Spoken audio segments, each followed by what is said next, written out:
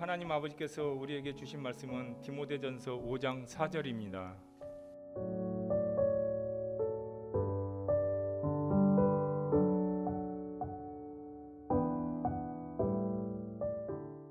만일 어떤 과부에게 자녀나 손자들이 있거든 저희로 먼저 자기 집에서 효를 행하여 부모에게 보답하기를 배우게 하라.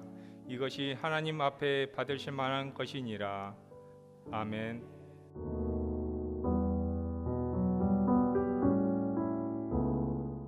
자, 어버이 주일입니다. 오늘 주시는 말씀은 효를 행하도록 가르쳐라. 근데 이 말씀 자체가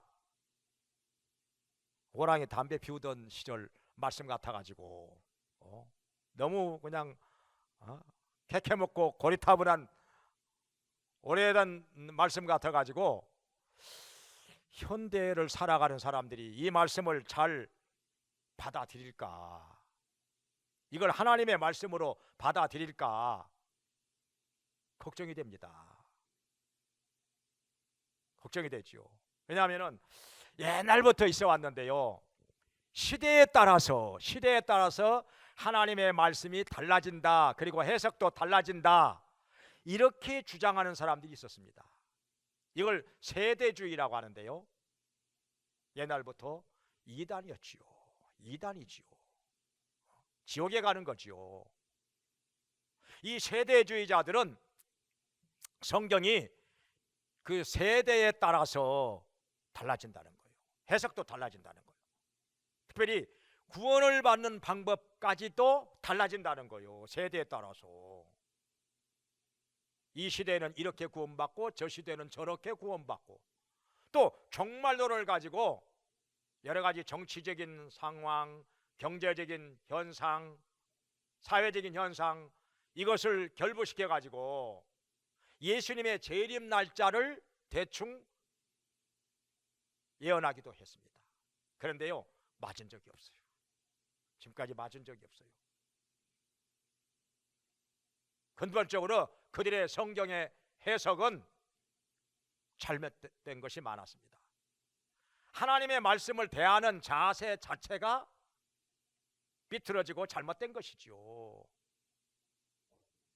자, 성경에서 볼 때 의인과 악인을 어떻게 구분하는가 보면은 하나님의 말씀을 대하는 자세를 가지고 의인과 악인을 구분합니다. 의인은요, 예를 들어서 히스기야 왕 같은 경우 하나님의 말씀이 아주 기분 나쁜 말씀이었어요. 바벨론 사자들에게 네가 당신이 보여준 그 보물 창고의 보물들, 무기고의 무기들, 그리고 귀족들까지도 다 그리 데려갈 것이다. 그리고 환관이 될 것이다. 얼마나 충격적이고 얼마나 마음이 불편한 말씀입니까? 그런데 이 말씀이 조속이다, 이렇게 받아들여요. 다윗도 그렇죠. 다윗도 의인이잖아요. 죄를 막 졌지요. 우리 아이 안에 바세바를 데려다가 동침하고 우리아를 그냥 죽여버리고, 나단 선지자가 와가지고 빙 돌려가지고 말을 해요. 바로 말을 하면은 그래도 기분이 덜 나쁠 것 같은데, 빙 돌려가면서 어떤 사람에게 양이 많이 있는데 부자인데 이웃집에 양 한 마리를 딸처럼 애지중지 키우는 사람에게서 그 양을 빼앗아다가 손님 대접을 했다. 이 백성 가운데 그런 놈이 있어? 죽일 놈 같으니라고. 바로 당신이요. 얼마나 충격입니까? 그냥 느닷없이 그냥 뒤통수를 때린 거죠. 그런데 다윗은 전혀 기분 나빠하지 않고 마음 불편해하지 않고 그 자리에 엎드려서 여호와여, 내가 범죄하였나이다, 눈물을 흘리면서 통에 자복하는 것이었습니다. 그러니까 의인이죠. 의인이죠. 그런데 반대로 악한 사람은 아방 같은 경우 거짓 선지자들이 전하는 거짓 예언은, 이 400명의 거짓 선지자들, 그들이 말하는 거짓 예언 잘도 들어요. 그 사람들은 깍듯이 대접합니다. 근데 진짜 하나님의 말씀을 전하는 미가야나 엘리야가 와서 말씀을 전하면 아주 기분 나빠합니다. 그냥 아주 기분 나빠요. 나의 대적이요, 이스라엘을 괴롭히는 자요, 그러면서 감옥에다 집어넣어버리고. 그러니 거꾸로 가는 거죠.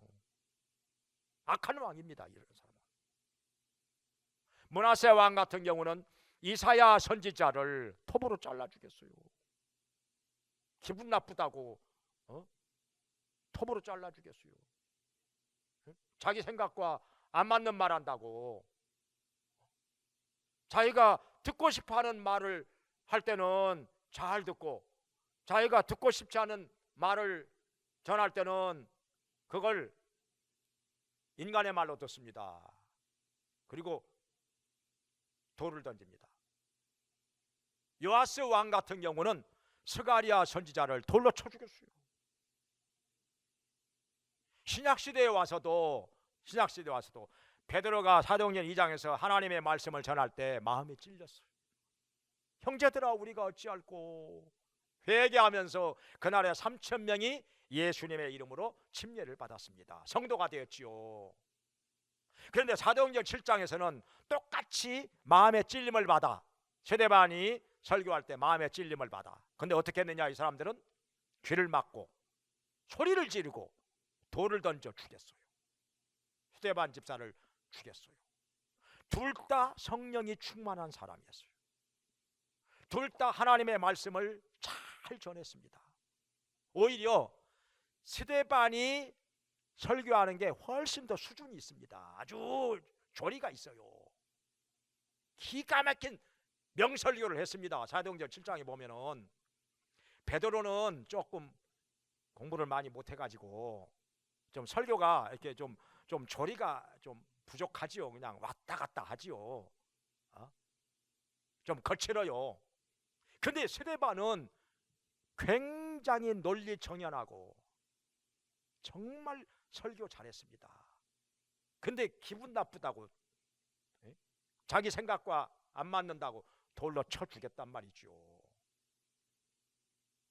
예수님을 십자가에 못 박아 죽이는데 앞장선 사람들이 누구였습니까? 믿음 없는 사람들이 아닙니다. 대제사장들, 서기관들, 바리새인들, 믿음 좋다고 하는 사람들, 성경을 다른 사람에게 가르치는 사람들이었습니다. 열심히 있는 사람들이었습니다. 근데 예수님 말씀이 자기들 생각과 달라, 안 맞아. 그래가지고 예수님을 십자가에 못 박아 죽이도록 했고 결국에는 죽게 만들었습니다. 예수님께서 틀린 말 전한 것도 아니고 하나님 말씀 아닌 것도 아닌데 자기들 생각과 안 맞는다고 해서 예수님을 그렇게 십자가에 매달려서 죽게 만든 것입니다. 얼마나 그것이 무서운 죄인지는 꿈에도 모른 채 악한 사람들이었지요. 이렇게 하나님의 말씀을 듣는 자세를 볼 때 택함을 받은 사람인지 택함을 받지 않은 사람인지 이것이 구분이 되는 것입니다. 영적인 사람인지 육적인 사람인지 이게 구분이 되는 것이죠. 그래서 이 시대에, 오늘날 이 시대에 효를 행하도록, 여기 자녀들에게 그리고 손자들에게 효를 행하도록, 효를 가르쳐라, 은혜에 보답하도록 하라, 이것이 하나님 앞에 받으실 만한 것이라, 이렇게 말씀을 하시는데 과연 이 시대에 이걸 하나님의 말씀으로 들을 사람이 얼마나 많을까? 혹시 이걸 시대에 뒤떨어진 말씀이라고 해서 마음을 닫아버리고 안 들을 사람이 있지 않을까? 이 말씀을 준비하면서 걱정이 많이 돼요. 사실 걱정이 많이 됐습니다. 근데 성경은 이렇게 하나님의 말씀은 시대와 상관이 없습니다. 옛날 거, 뭐 오늘날 거, 그런 거 없어요. 그건 그 이단들이 하는 소리고, 하나님의 말씀은 천지가 없어질지라도 1.1핵도 떨어지지 않고 다 이루리라고 말씀하셨습니다. 어제나 오늘이나 영원토록 변함이 없는 영원한 진리인 것입니다. 절대 불변의 진리인 것입니다. 그렇게 믿습니까? 네? 이렇게 믿는 사람이, 이렇게 받아들이는 사람이 진짜 택한 받은 백성이지요. 거듭난 사람들이지요. 근데 신앙생활을 오래 했다 할지라도 아직 예수님 만나지 못하고 거듭나지 않았으면 하나님 말씀이 말씀으로 안 들어올 수도 있습니다. 내 생각에 맞으면 말씀이고 안 맞으면 그건 사람의 말이고, 이렇게 되면 이건 거듭난 사람은 아니지요. 영적인 사람은 아니지요. 아주 불쌍한 사람인 것입니다. 그래서 오늘 이 말씀, 자녀들에게, 손자들에게 효를 가르쳐라, 은혜에 보답하도록 하라, 이것이 하나님 앞에 받으실 만한 것이라, 이 말씀이 하나님의 말씀으로 받아들여지는 택한 백성 되기를 주의 이름으로 축원합니다. 자, 그러면은 성경을 통해서 볼 때 효를 행하는 거, 이 효도를 행하는 거, 이거 어떻게 하는 것인가? 어떻게 가르쳐야 되겠습니까? 자, 성경에서 찾아보도록 하겠습니다. 첫째로는 부모에게 순종하라. 이걸 제일 먼저 강조하고 있습니다. 부모에게, 여기 에베소 6장 1절에 부모에게 주 안에서 순종하라, 이것이 옳으니라, 이렇게 말씀하셨습니다. 성경에서 부모에게 순종하는 것을 많이 가르치고 있습니다. 잠언 23장 22절에서도 너를 낳은 아비에게 청종하라, 아비에게 청종하라, 순종하라는 것이죠. 물론 주 안에서입니다. 만약에 부모가 우상 숭배하라, 아니면 무당 데려다가 구술을 해라, 이건 들을 수가 없죠. 주일날 예배 드리지 말고 어디 딴 데 가자, 그건 안 되죠. 그렇게 해서 끌고 가면은 그건 따라갈 수가 없는 거죠. 하나님 앞에서 죄가 되는 것은 그건 순종할 수가 없는 거죠. 주 안에서 순종하라 하는 것은 말씀에 어긋나지 않는 범위 안에서, 죄가 되지 않는 범위 안에서 부모가 시키는 대로 하는 것, 이게 주 안에서 순종하는 것입니다. 이것이 옳으니라, 이것이 마땅하니라, 이렇게 말씀하셨습니다. 성경에 보면은 이삭이 나옵니다. 이삭의 아버지 아브라함이 하나님의 명령을 받았지요. 너의 아들 이삭을 모리아산 꼭대기로 데리고 가서 번제로 바치라, 불에 태워서 하나님께 바치라는 거예요. 이제 이삭의 나이가 20대 중반입니다. 한참 팔팔한 나이, 청년입니다. 100살에 낳은 아들인데 불에 태워서 번제로 바치라는 거예요. 근데 이 아브라함이 순종한 것도 대단한 것인데 사실은, 근데 이삭도 순종합니다. 이삭이 순종을 해요. 자기가 죽는 건데, 그것도 불에 타서 제물로 바쳐지는 건데 이삭이 순종합니다. 여러분 같으면 어떻게 하시겠습니까? 20대 중반 팔팔한 청년인데 아버지 노망했소, 이러지 않을까요? 아버지 치매 걸리셨어? 이 젊은 청년이니까 아버지 한번 딱 밀어버리고 도망가려고 하면은 어떻게 붙잡아요? 100살이 넘은 아브라함이, 100살이 넘은 아브라함이 어떻게 잡아요? 이걸 막 도망가는데 어떻게 잡아? 몇 발짝도 못 따라가지. 근데 이삭이 아버지가 하라는 대로 순종합니다. 그냥 제물이 돼요. 그냥 불에 타서 죽어 제물로 바쳐지는데 이걸 순종합니다. 대단한 거지요. 그래서 예수님을, 이삭이 예수님의 예표라고 이렇게 말합니다. 왜냐하면 예수님도 안죽을 쓸 수 있었거든요. 피할 수 있었거든요. 잡으러 온 사람들 얼마든지 그냥 한 방에 다 날려버릴 수 있었거든요. 그럴 만한 능력이 있으신 분인데 천사를 동원해 가지고 얼마든지 할 수 있었어요. 그런데 스스로 십자가에 달려 죽으시는 길을 가신 것입니다. 하나님의 뜻에 자기를 쳐서 복종시키신 거죠. 그래서 우리를 죄와 사망에서 구원하시는 것입니다. 하나님 아버지께로 나아가는 길을 열어주신 것입니다. 예수님도 이렇게 하나님의 뜻에 복종하심으로 말미암아 우리에게 구세주가 되어주신 것입니다. 성경에 보면은 이렇게 하나님께 순종하는 그런 효를 행하는 자녀들 많이 나옵니다. 많이 나오지요. 많이 나오지요. 요나단은 다윗과 생명을 같이 하는 친구잖아요. 근데 아버지 사울 왕이 다윗을 죽이려고, 자기 친구 다윗을 죽이려고 아버지에게 분명히 얘기합니다. 아버지 그거 아닙니다. 다윗이 잘못한 거 없지 않습니까? 뭘 잘못했길래 다윗을 죽이려고 하십니까? 아버지 그러시면 안 됩니다. 그러니까 막 사울 왕이 화를 내고 막 아들한테 창을 던집니다. 할 말은 하지만은 그래도 끝까지 자기 아버지 사울 왕에게 순종합니다. 그래가지고 전쟁터에서도 아버지 따라 나가가지고 아버지하고 같은 장소에서 한날 죽습니다. 정말 멋있는 아들이지요. 멋있는 아들이지요. 그리고 노아의 아들들을 봅니다. 노아에게 하나님께서 홍수로 세상을 심판하실 테니까 방주를 만들어라. 방주, 뚜껑이 있는 배, 어마어마하게 큰 배. 역사 그 기록을 보면은 1850년도까지는 그만큼 노아의 방주보다 더 큰 배는 이 지구상에서 만들어지지 않았다고 합니다.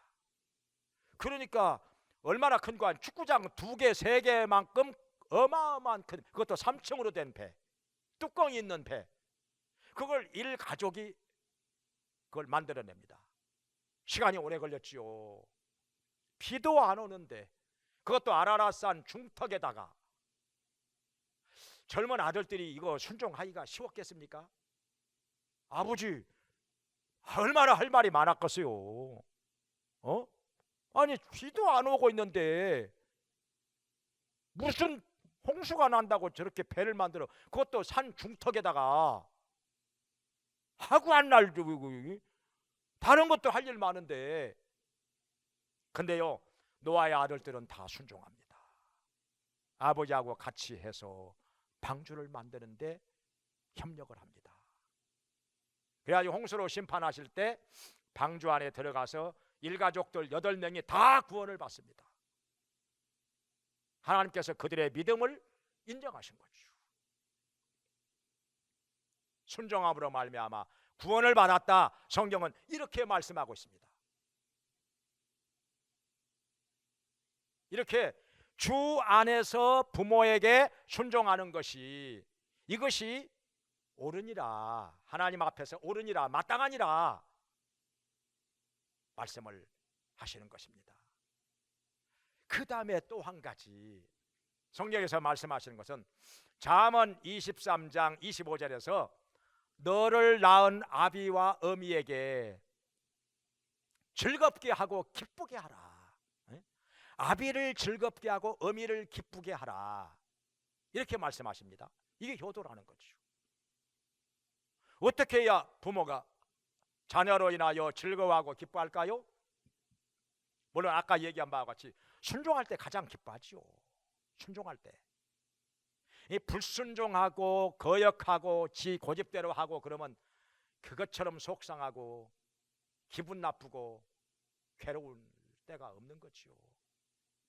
그래서 신명기 21장 18절에 보면은요, 율법에는 이런 게 나옵니다. 만약에 자녀가 부모를 거역하고 불순종하고 말 안 듣고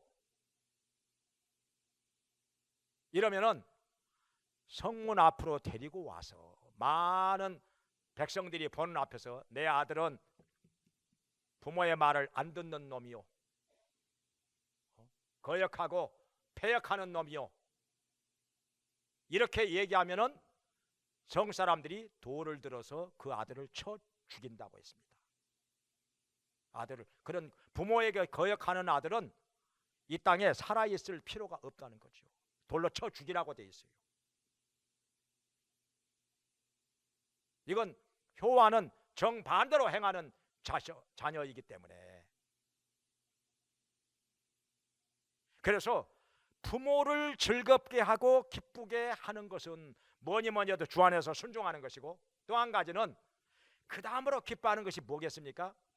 신앙생활 잘하는 거죠. 하나님을 경외하고 믿음이 있는 부모라면 자녀가 신앙생활 잘하는 것, 신앙생활 바로 하는 것, 이걸 기뻐한다는 거죠. 이것보다 더 부모가 좋아하는 것이 또 뭐가 있겠습니까? 만약에 자녀가 신앙생활 똑바로 안 하고 하나님 말씀대로 살지 않고 반질반질하고 고집부리고 세상을 더 좋아하고 이러면은요, 얼마나 부모가 마음이 불편하고 마음이 괴롭겠습니까? 효도가 아니죠. 전혀 아니죠. 효도가. 부모를 괴롭게 하는 것이 무슨 효도겠습니까? 자, 성경에 보면은 에서가 나옵니다. 자, 이삭과 리브가에게서 쌍둥이가 태어나죠. 형은 에서고 동생은 야곱. 근데 에서가, 야곱은 아직 총각인데 에서가 결혼을 일찍 합니다. 결혼을 했는데 햇사람 중에서 여자들을 데려다가 아내로 삼습니다. 햇사람은 뭔가 아니에요. 이 가나안 사람, 우상 섬기는 사람이거든요. 하나님 안 믿는 사람들, 불신자들이거든요. 그러니까 불신 결혼을 했어요. 하나님 여호와를 믿지 않는 며느리들이 들어오니까 리브가가 뭐라고 하는 거 아니? 이 창세기 27장 46절에 보면은 내 생명을, 내가 이 며느리들 때문에 내 생명을 싫어하노라. 내 생명을 싫어하노라. 그 말은 살고 싶지 않다는 거죠. 내 생명을 싫어한다. 그 말은 죽고 싶다는 거예요. 저런 꼴 보고 사느니 차라리 죽고 싶다는 거죠. 얼마나 괴로웠으면, 얼마나 속상하고 마음이 불편했으면. 그러니까 에서가 아무리 뭐 이것저것 해도 에서가 한 가지 잘한 것은 뭐냐면 사냥을 잘해요. 그래가지고 여기저기 산으로 둘러 다니면서 아버지가 가장 좋아하는 요리가 뭔가 하니 염소 요리거든요. 염소 요리. 야생 염소 잡아다가 맛있게 요리를 해서 드리면요, 그거 굉장히 좋아합니다. 이삭이. 그건 잘해요. 그건. 그러나 이 하나님 안 믿는 여자들을 아내로 삼아가지고 신앙생활 똑바로 안 하니까, 특별히 믿음이 좋은 어머니가 무지무지하게 괴로워합니다. 아주 불편합니다. 살고 싶지 않다는 거예요. 얼마나 괴로웠으면 내 생명을 싫어하노라. 살고 싶지 않다는 거죠. 이건 효가 아닙니다. 이건 정말 부요한 것이죠. 그리고 또 한 가지, 그러다 보니까 에서가 이제 자기 어머니가 그렇게 괴로워하고 싫어하는 걸 알아요. 알기 때문에 아내를 또 하나 더 데려옵니다. 이제는 아브라함의 아들 이스마엘의 딸 중에서 여자를 하나 데려다가 아내를 삼습니다. 그래가지고 아내가 여럿이 돼요. 그런데 여기 이스마엘의 딸은 시집 와가지고 신앙생활을 잘했는지 못했는지 그건 모릅니다. 성경에 안 나와 있기 때문에. 아무튼 간에 에서가 부모에게 효도하는 아들은 전혀 아니었다는 것이죠. 자기 어머니를 많이 불편하게 하고 괴로워하게 했다는 것을 성경에서 알 수가 있습니다. 그리고 또 뭘 해야 즐거워하느냐?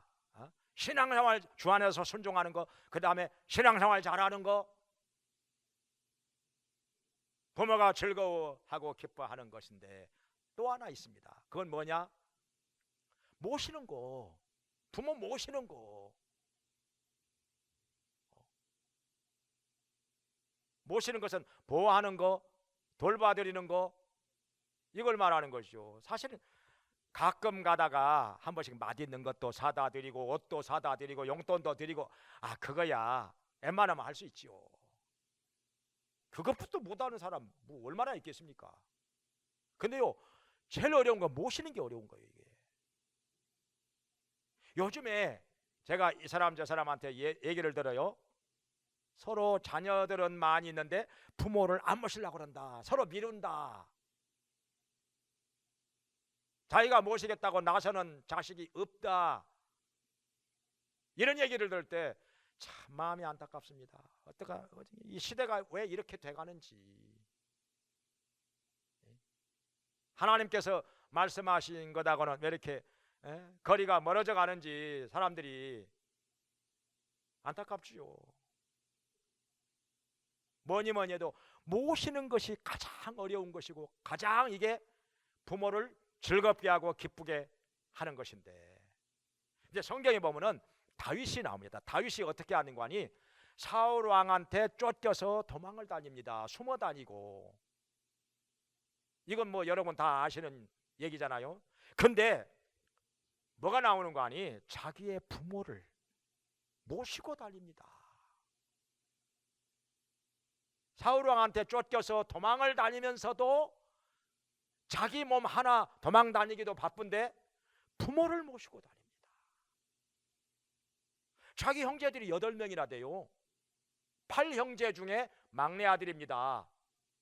그런데 다윗이 부모를 모시고 다닙니다. 그러니까 얼마나 효성이 지극한 아들이냐 이거죠. 성경에 보면은 자기의 부모를 어디로 모시고 가는 거 아니? 이웃 나라인 모압 땅 요새, 미스베라고 하는 요새로 부모를 모시고 갑니다. 거기가 안전하거든요. 거기까지는 사울 왕이 못 쫓아오거든요. 남은 나라니까.